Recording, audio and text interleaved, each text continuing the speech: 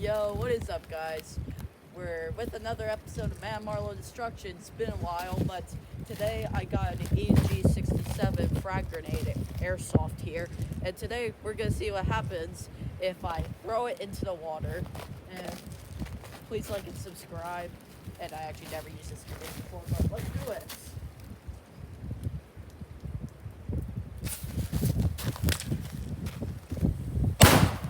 What? That was loud.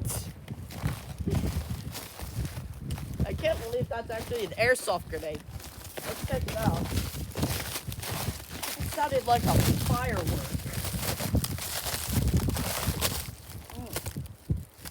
The heck? Well, that's the inside of it. All these rubber ball things.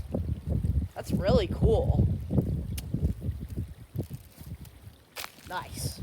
Anyways, guys, thanks for watching. Like and subscribe, please. See you guys in another one.